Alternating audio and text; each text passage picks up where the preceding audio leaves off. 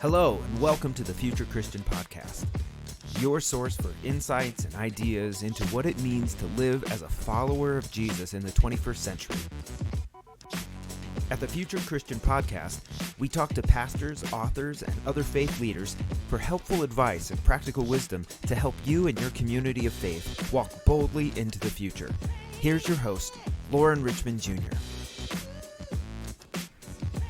Welcome to the Future Christian Podcast. My name is Lauren Richmond Jr. and I'm pleased to be joined today by Lamar Hardwick. Lamar has a Doctor of Ministry from Liberty Baptist Theological Seminary and is known as the Autism Pastor. He's also the lead pastor at Tri-Cities Church in East Point, Georgia.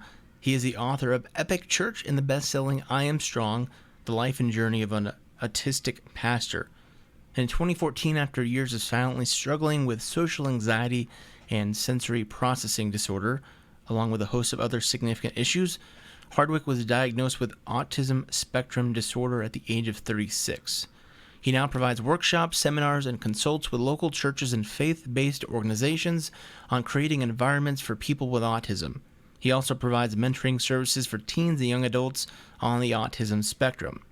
His writing has been published by various autism and disability websites such as The Mighty, The Huffington Post, Key Ministry, and the Autistic Self-Advocacy Network. Lamar lives in Newnan, Georgia, with his wife Isabella and their 3 children. So, welcome to the show, Lamar. What else would you like our listeners to know about yourself? Wow, that pretty much covers it. I think just an interesting fun fact is I grew up a military brat. So I lived all over the world, which shapes a lot of my thoughts and my theology about diversity, having grown up in different cultures. So that's just a fun fact for people to know. What was your favorite? Do you have a favorite place that you lived in outside? Because you lived all over the world, correct? Yeah, primarily in Germany. My dad did two tours in Germany, but while there we visited so many countries, Holland, Austria. So we just had, by the time I was 11 years old, I had a chance to experience a lot of things that most kids haven't got a chance to experience by that age. So yeah, I'll say I enjoyed Holland a lot. I was very young, but I still have vivid memories of visiting there. Very colorful, with all the flowers and the architecture. So yeah, I enjoyed that time there. Great.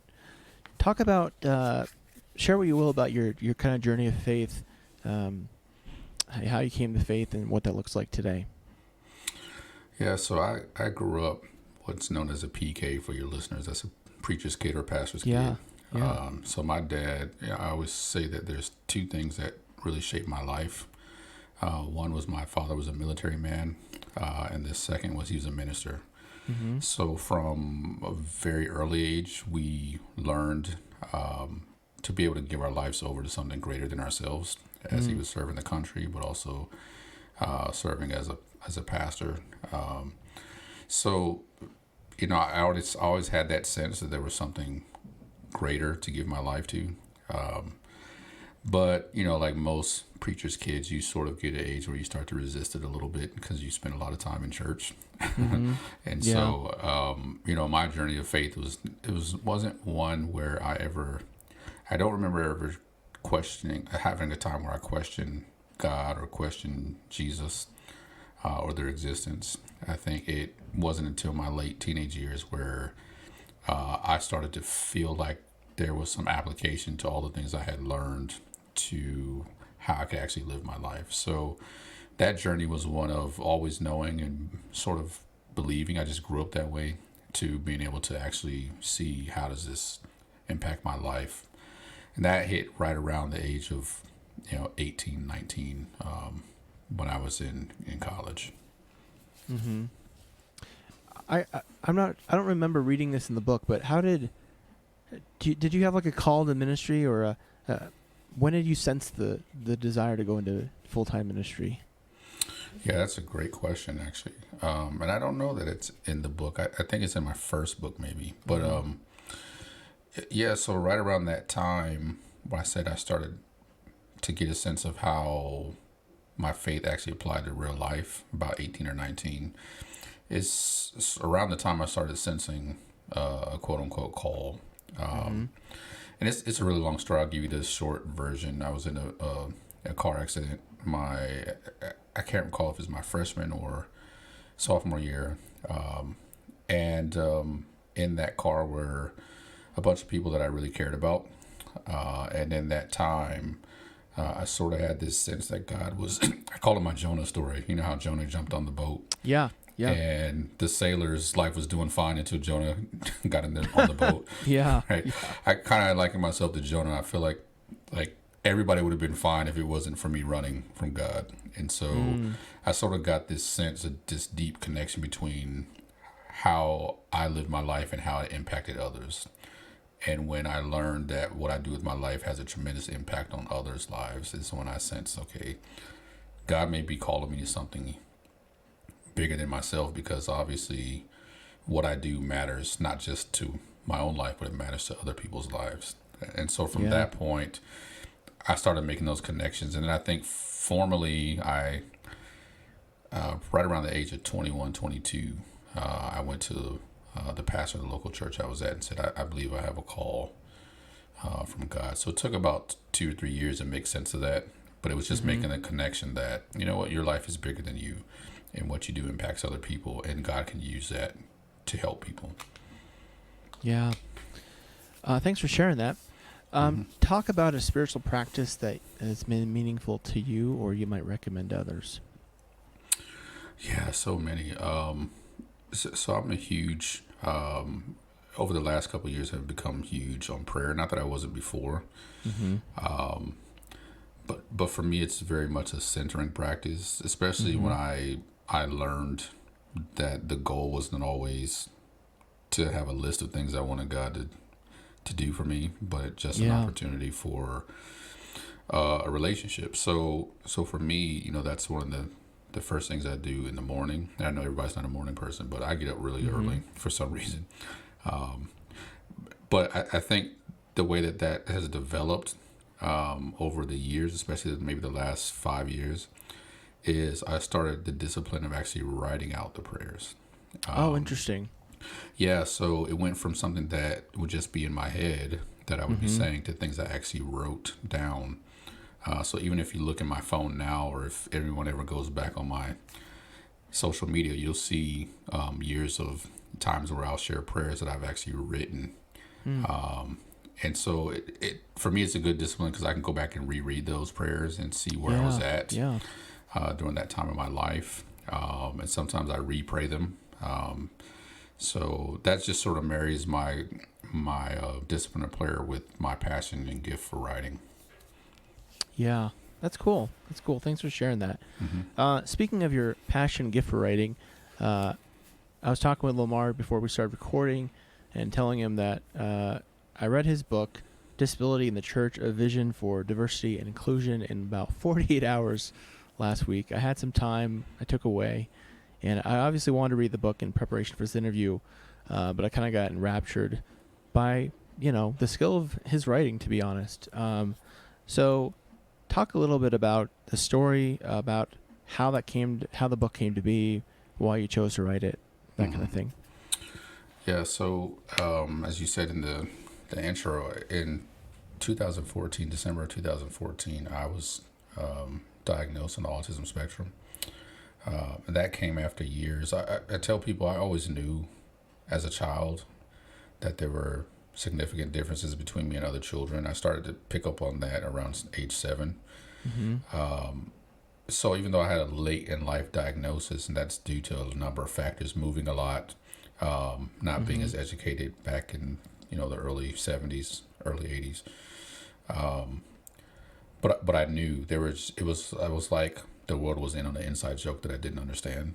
And so I faked a lot of things, and was able to successfully do that for years, and still not really knowing, why don't I understand things that people are talking about, or come to find out it's, we've heard this saying that 90% of all communication is nonverbal. So for most people on the spectrum, we don't understand nonverbal. And so you imagine if the world is communicating in ways around me that I don't understand, I can be totally lost. Yeah. And it impacts employment, it impacts jobs, it impacts relationships, education. So when I was finally diagnosed, I realized, even at age 36, how much of a struggle my life had been without me knowing it. Well, I'll say I knew it, but I didn't have a label for it. Sure. And I also realized how significant the role the church has played in my life, even though I had significant challenges with doing church younger, even though I love the church. Church is highly social, especially in the West. And when you don't understand all the social norms and the unhidden rules, you can kind of stick out like a sore thumb and sometimes be ostracized without knowing why. But yet I still had a deep love for the church. And so when I was diagnosed, I realized I have had the benefit of struggling through some things and struggled my way into some success as a pastor. How many other people could benefit from me using my story as an opportunity to encourage and challenge the church to look at things a little bit differently. And so the book is really me understanding that the church is probably the most underutilized spiritual resource for persons in the disability community. And because of my love for the church, I wanted to critique the church, but also help the church gain some tools on how to do better. Because if it was something that helped me, even unknowingly, I think it can be a tremendous resource for other people in the disability community. Yeah.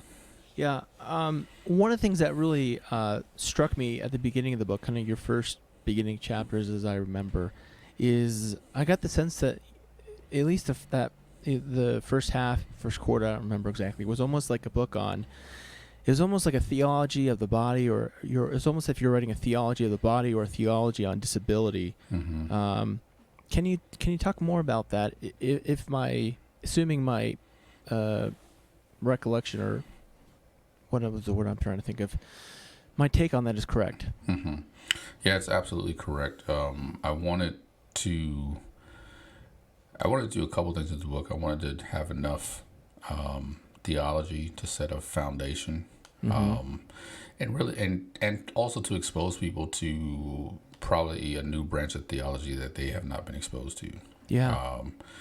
Because there's an entire take on the scriptures and theology from a person who is disabled that I think most people have not been exposed to.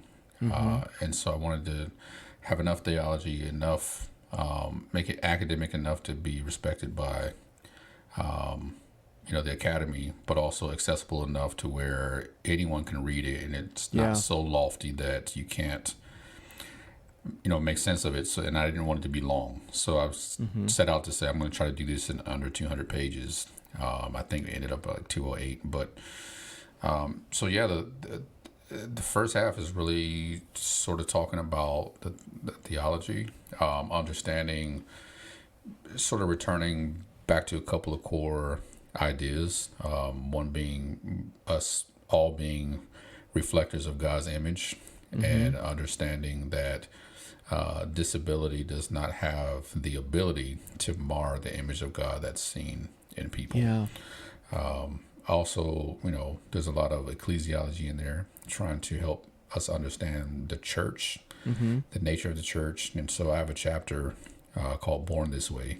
And I talk about why the church was born, that Jesus announces to Peter and his disciples that he was going to give them the keys to the kingdom, which symbolizes that one of the major roles of the church is to give persons access to the kingdom. And so we talk about that, but we also talk about a lot of other things, such as answering the hard questions about healing, Jesus' healing ministry. What does that mean? What do we take from that? What are we to assume if someone is not healed? And I also spend a section on talking about heaven. Is there disability in heaven? What does that look like? That was so good. Yeah, I think those are questions that we don't really ask. I know that we have a lot of assumptions. Yeah. And that section, let me say this, that section was really about asking better questions. Because we, like myself, I've always assumed that some of the things that Paul wrote meant, we're all gonna get new bodies. And I'm not saying that that's not the case, but let's be honest, at that time Paul hadn't been to heaven, so Yeah. he's kind of giving us some imagery that I think we need to rethink. But also what I found is, if for the Christian, heaven is our ideal, that is God's ideal conclusion to the human experiment. What I'm challenging us to think of is if our ideal doesn't include the presence of disabled bodies, how much harder is it for us to recreate those sacred spaces here on earth? So it's sort of a challenge to say, why don't we see a lot of people with disabilities in our churches? Because we have this idealized version of what it means to create sacred spaces. Yeah. And in those ideas, we never think about disabled bodies, which makes it even harder to do it here. So I just wanted us to really wrestle with that and see what does the Bible actually say about that, and let's ask better questions about those types of things. Yeah, folks, these chapters are so good. I appreciate you highlighting them again. I know on page 71 I highlighted this. You asked the question, speaking of asking questions, does my disability distort the reflection of God's image in me? I know that really stood out to me, and I'm glad you brought up Jesus' healing ministry, because you brought an approach to it I may have heard before, but really struck me, at least in a new way, of Jesus' healing ministry being about bringing people, is it back into community, as you'd say it, or into community? Yeah, absolutely. About restoring their place in community. So you see all in the text, most persons with disabilities in the text are pushed out into the margins of society. And so, most of Jesus's healing ministry, actually, if you study it, happens early on in his earthly ministry, primarily to establish his divinity. But in each occasion, it is a opportunity to restore those persons back into the community from which they've been disconnected from. So the question then is, if Jesus didn't heal everybody, we see in the text times where he went away and didn't heal. If he didn't heal everybody, then what's the underlining reason for it? And that is that you see a trend where it's about restoring them back to community and restoring their dignity, and also restoring the disability community's faith in the church community or the community of faith, because there has been such a disconnect that a lot of them had lost their faith in this faith that they wanted to hold so dearly, but it didn't seem like it was actually working for them. So you see sort of a double healing there when he does heal, not just the body, but he's healing the disability community's faith in their faith, if that makes sense. Yeah, I know you spent some time talking about resurrection, and that was, I don't know if I've even grasped the concept enough to ask you a coherent question about it, but it really made me think about the doctrine of the bodily resurrection in a new way, because of your conversation about it. Yeah, that's a discussion I picked up on from the late Nancy Eastland in her book, The Disabled God. And she does a lot of great work, and I was attempting to sort of pick up on that and carry the mantle. So when we think about the bodily resurrection, if we look at all of the places where we see those images of Jesus, he returns with the same body. And so what I wanted to do was actually sort of get us out of the sanitized Sunday school version of that that we all learned, right? One, our idea of resurrection, our idea of a crucifixion, rather, is not necessarily the type that the Romans would have actually done. And so I talk about that a little bit about how much damage would have actually been done to Jesus' body. Yeah. His tendons, there are several tendons in the wrists and nerve endings. When he comes back, those are not healed. Yeah. So if they're not healed, that would have been a tremendously disabling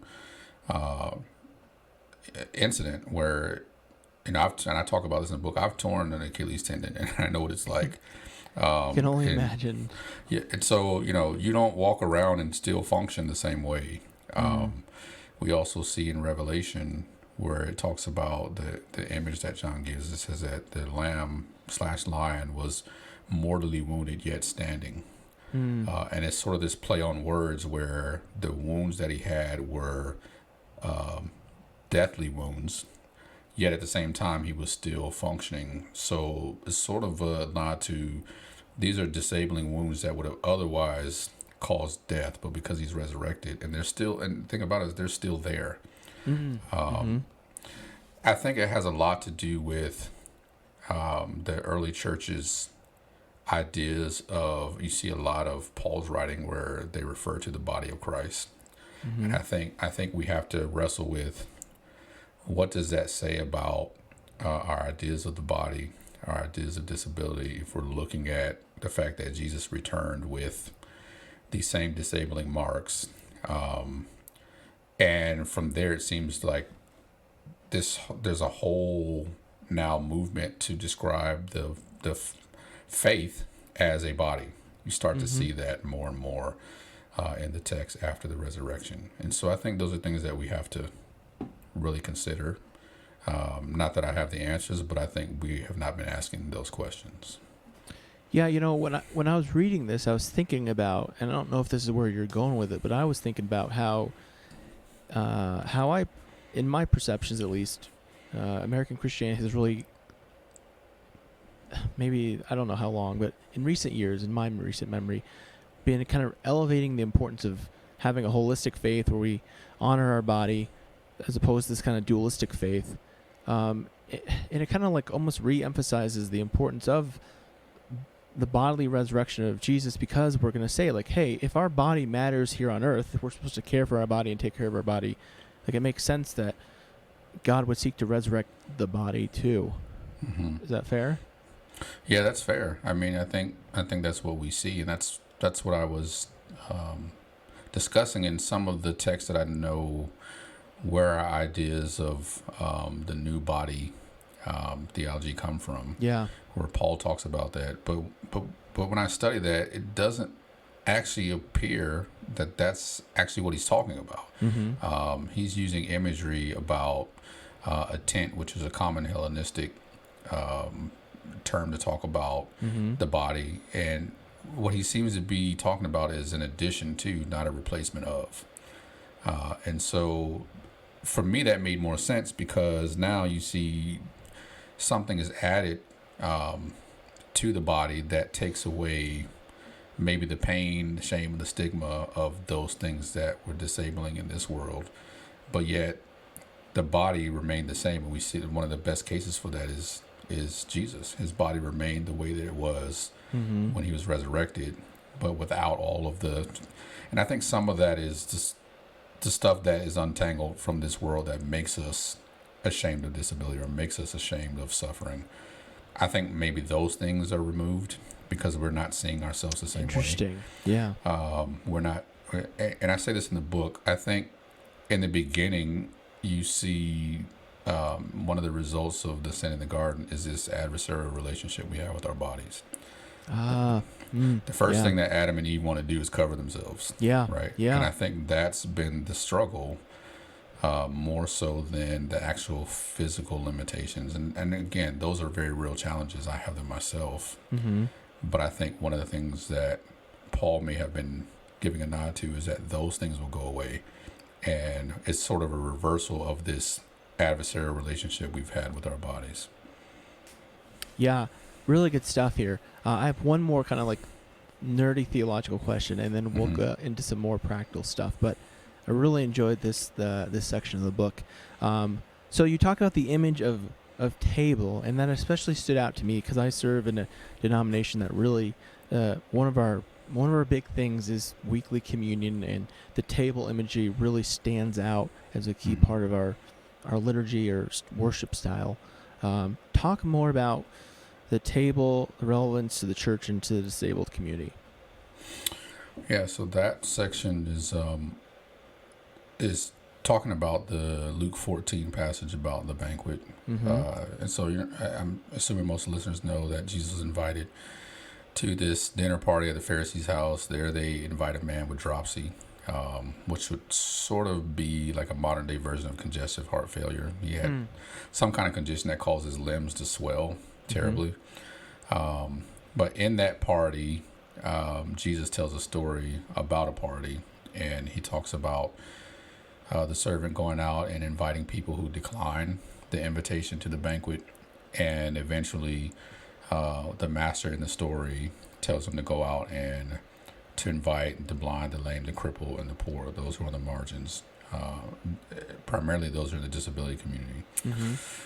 One of the things that I think Jesus is pointing to, and he actually says this explicitly before telling the story, is that the persons who were at the dinner party were all trying to sit in the seats of honor. Yeah. And he tells them, and I end one of the chapters by saying that the seats of honor have been stolen and it's time to give them back. Because, powerful. Because Jesus says, look, when you're starting to build this banquet or you're setting the table, start with this community first. Start with the disability community, the marginalized first. What's interesting in that story that Jesus tells, the servant comes back after inviting all those people and says, I've done this and there's still room for more. And what I have challenged pastors, because it's always a thing that seems like a very difficult conversation to have about how we're trying to reach the disability community. And one of the things I run into is, well, we don't have it in our budget, we can't. And it just never seems to fit. Setting the table the right way ensures that if you set the table the right way and invite that community first, there's always room for everything else you want to do in your church. So that imagery of setting the table is really just reprioritizing the way that we set the table and reprioritizing who we invite to this grand banquet that Jesus is talking about, which is an illustration of his kingdom, and really challenging the church to say, I think part of the reason why it's so hard to do this in churches is because we built the table backwards. We built the church backwards. If we reorganize it, I think we'll see a much better effectiveness of the church. But Jesus says, look, build it this way, set the table this way, and everything else will fall in line.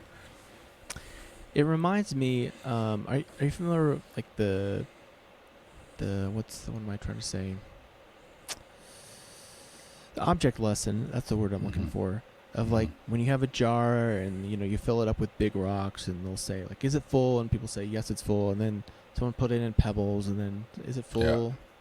And it reminds me of like, so often, if I hear you right, we're essentially putting in the sand or the water first and being like, it's full, and it is full because we haven't, because we haven't started with those foundational caring for the marginalized. Those big rocks, we don't have room for those big rocks, so we started with the incidentals of the sand and the water. Right, absolutely. It's perfect example. I think it's something that we know instinctively, but when it comes to the church, we have just sort of not understood the practicality of that. Another interesting point about that story when Jesus is talking about setting the table. Before he tells the story, he tells them about not taking the seats of honor. He says, don't invite your brothers, your sisters, don't invite the people who can repay you. And then he goes on to tell them, invite this community. And what's interesting is he says that, and then at the resurrection of the righteous, God will repay you. And so it's almost like Jesus is saying that when you set the table the right way, God is responsible for reimbursement, right? And so there's a level a level of blessing that is brought into our churches and our organizations when we build it the right way that doesn't exist when we don't start with that group. Some really good stuff. So let's dive in a little bit to then setting the table. to use your imagery or metaphor here, I liked you walked through Psalm 23, and I thought that was a really helpful kind of guideline or structure for thinking about in a practical way what this looks like in a church. So talk us through that if you can. Yeah, so that section was about how to provide pastoral care to families that are impacted by disability or special needs. And I did that because I know that when I was diagnosed and I started to learn more about myself, I learned that there are ways that I needed to be led and I needed to be shepherded. And so based on that experience, I said, there's a different way that we have to care for and pastor these families that don't often go along with the pace of our churches.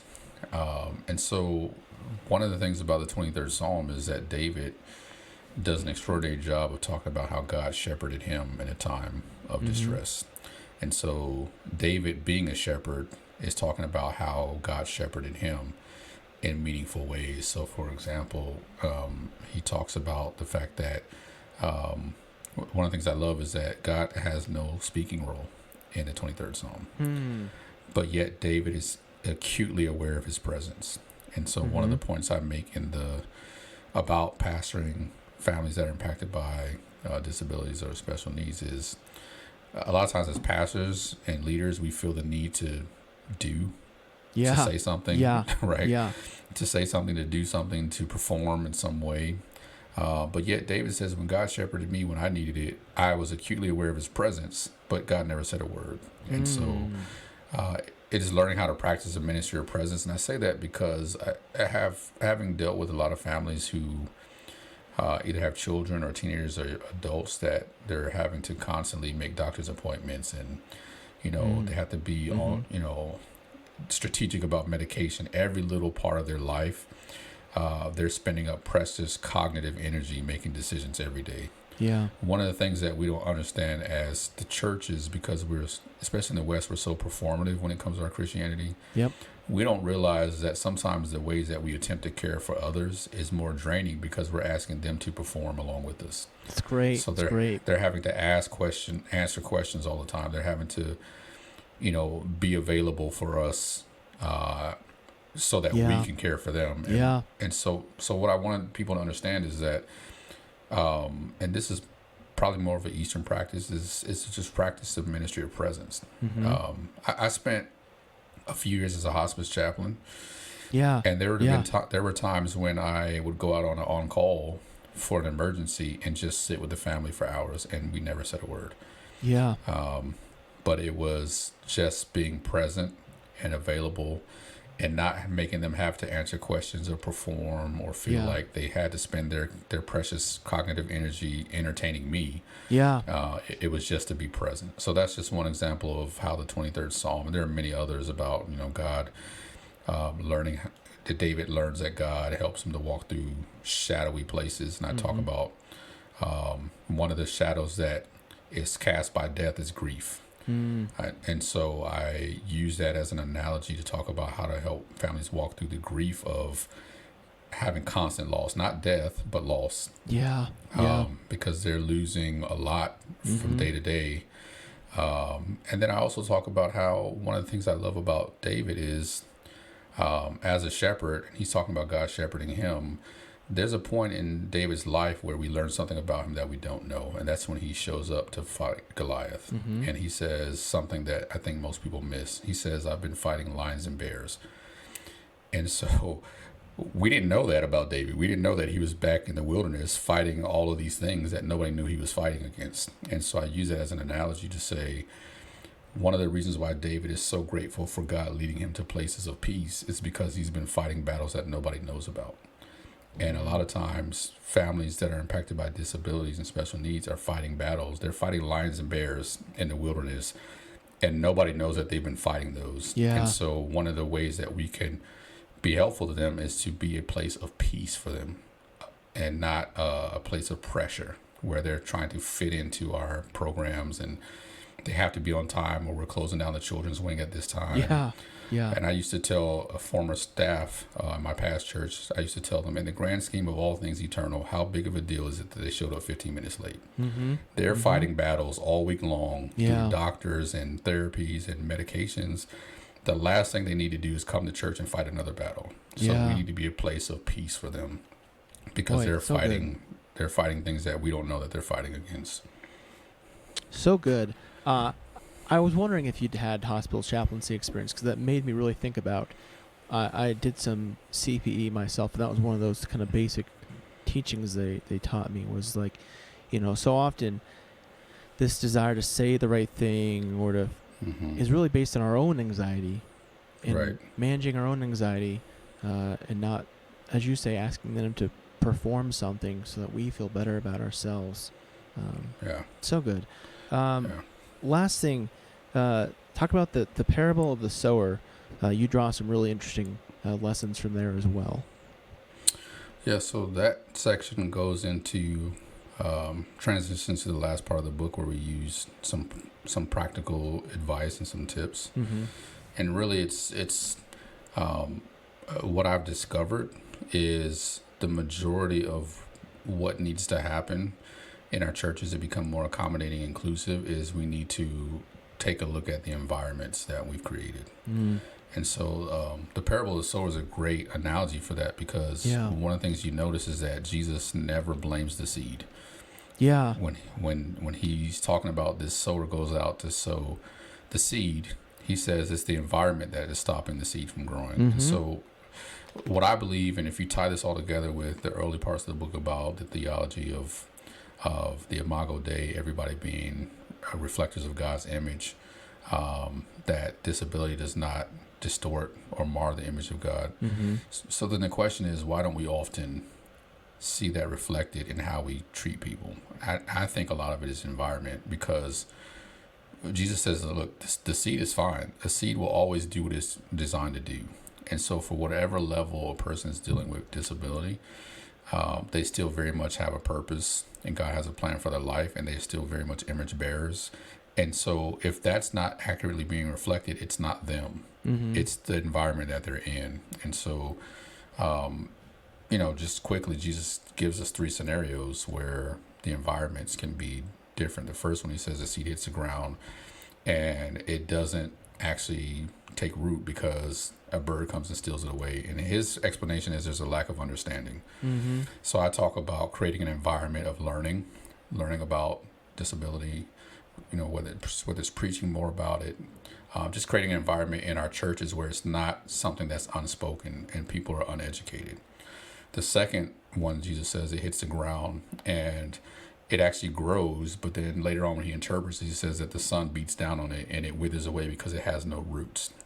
So while the first environment that we need to focus on is learning, the second one is linking. He says that part of the reason why it falls away is it has no roots. And so I challenge the church to think about how are we creating environments that don't just make room for people with disabilities, but help them make roots in our church. Think about when Jesus interprets it, he says that the sun is the equivalent to life's problems. So what are some real life problems that people with disabilities and their families face? And how can we create small groups around that? How can we create opportunities for community around those things that actually address real life issues? So not just a group that meets for Bible study and throws a bunch of scriptures at them, but this group now becomes something that actually helps them address real life issues. So for example, how do we create groups for respite if a family just needs a break?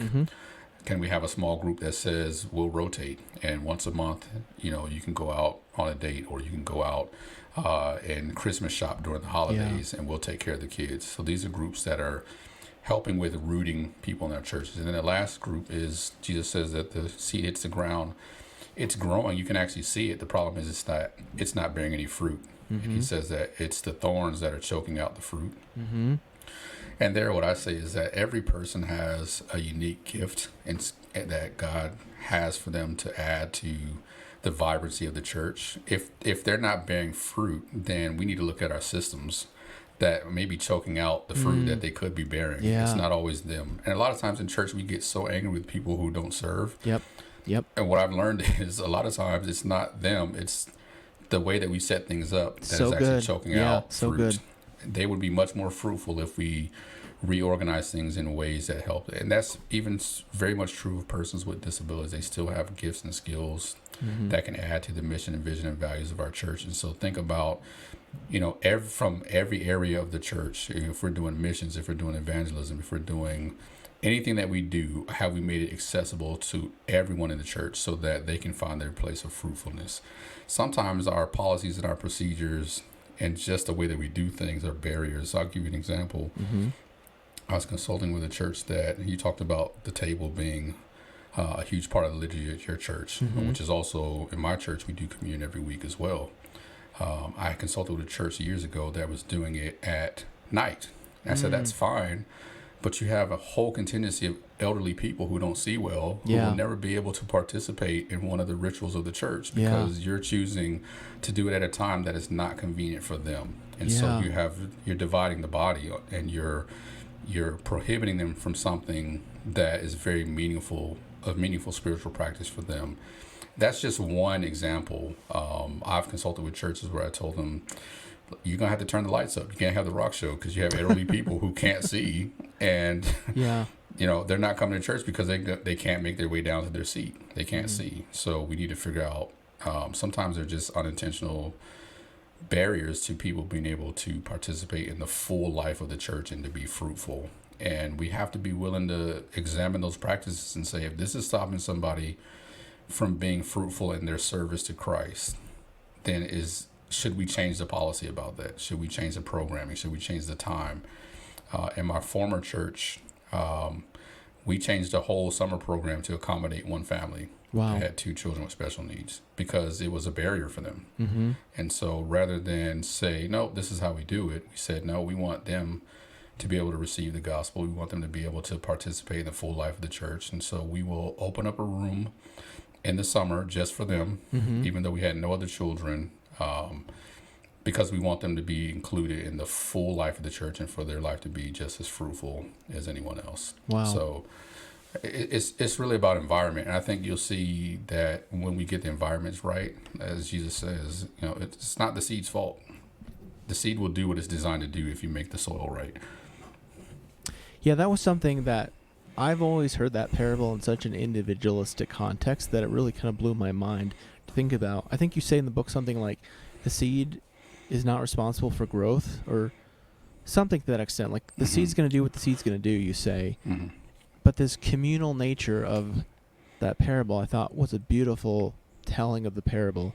I was just talking to someone in a recent interview that I think will probably air before this. We talked about, if you've heard the term homogenized unit principle, it's kind of like the same thing we're talking about here, that like you can't expect someone who's new to the church and wants to serve to be like, oh, now go join this committee that meets like, meets like Wednesday at 10 a.m. Right.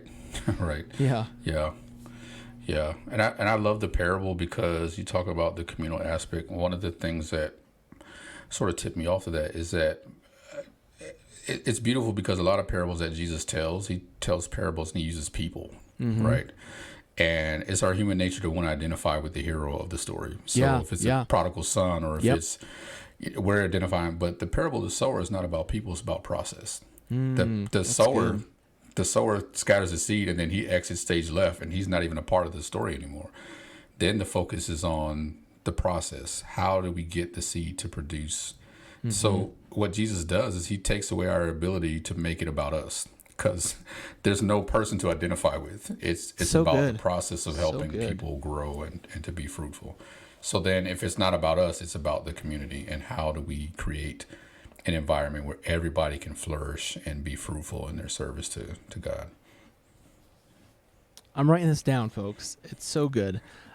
Really appreciate, gotta recommend the book, Disability in the Church, A Vision for Diversity and Inclusion. So let's take a break and we'll come back with some closing questions.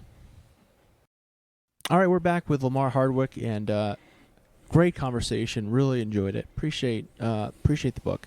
For these closing questions, I always tell folks you can take these as seriously or not as you like to. So if you're Pope for a day and, be it serious or not, don't feel like you have to have a serious answer. And, whatever Pope means to you, I'll say. Pope for the day. Wow. That's a good one. I would say I'd probably, I live in Atlanta. So one of the challenges is always when the Falcons are playing, getting people to come to church.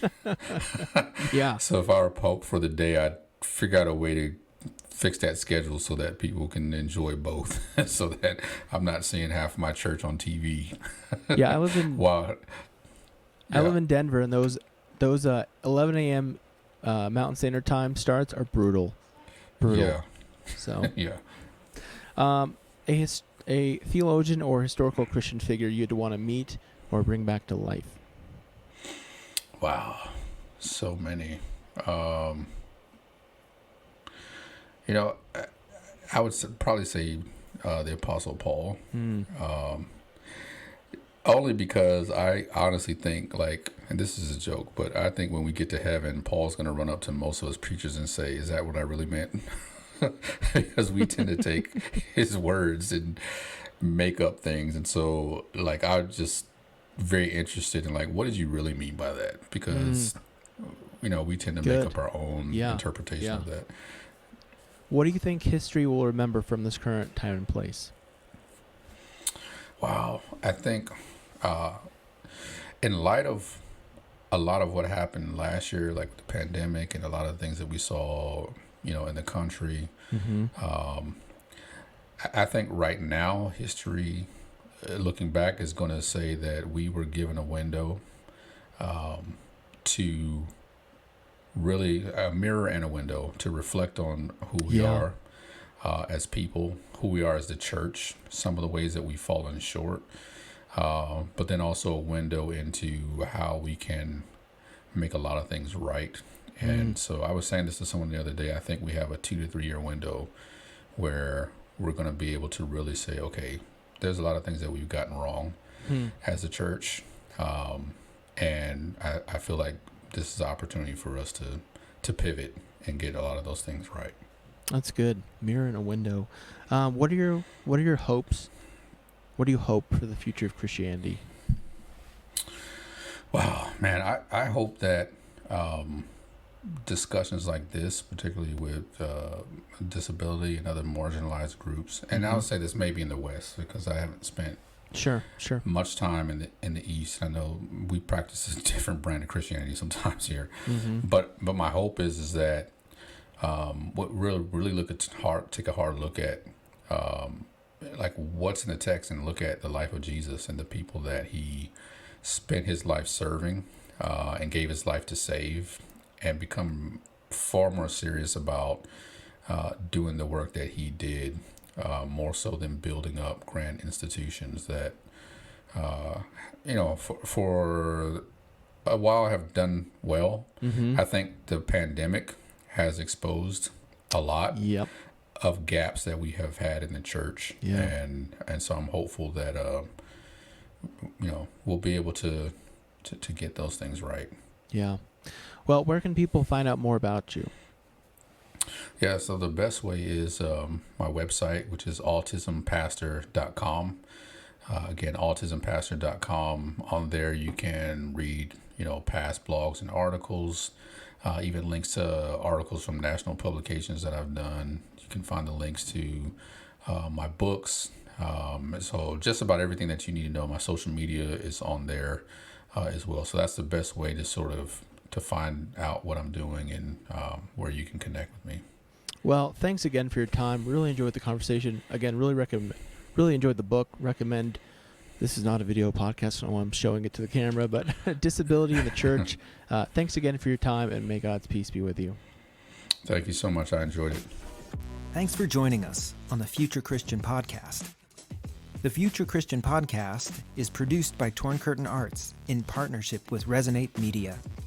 To learn more about Lauren or the podcast, visit futurechristian.com.